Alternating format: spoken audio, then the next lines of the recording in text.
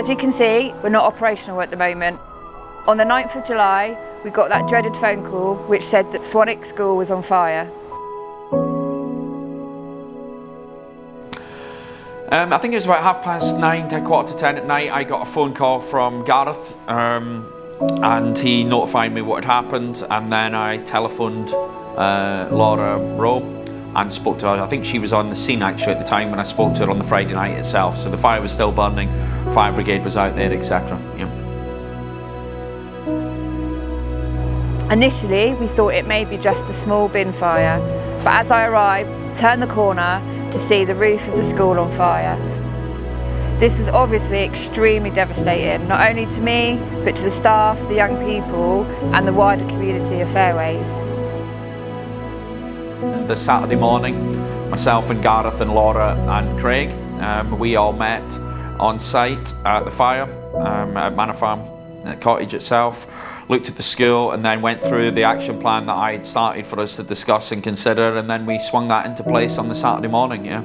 We immediately set up a business continuity plan which involved the maintenance team, the operational board, IT, school, to make sure that we could keep the schools up and running till the end of term, which is what we did.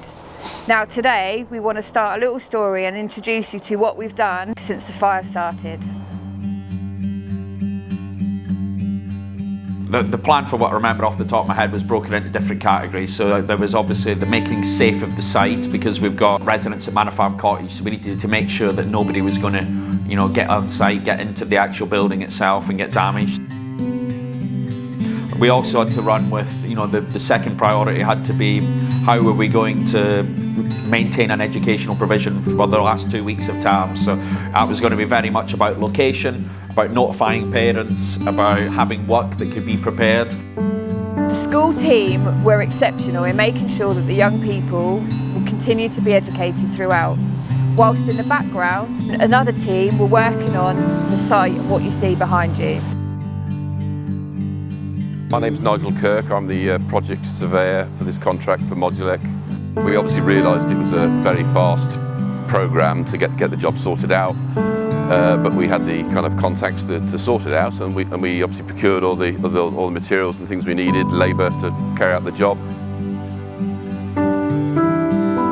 So within 2 weeks we had sourced the buildings, we had cleared the land, we had negotiated with the man next door, and we had ordered the construction of these 2 roads, so that was done within a fortnight.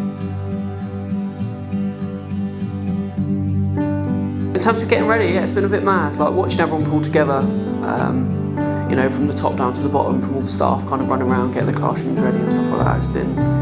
It's been good to see, because for such a long time of COVID and everything like that, we haven't been together as much, and it's been nice to have like a common kind of goal for us to work towards and achieve. For me, I think, I can't take my hat off enough to all the people that were involved. There was a lot of people who were working tirelessly around the clock, from the IT side, from the maintenance department, from health and safety, Craig, myself, Gareth,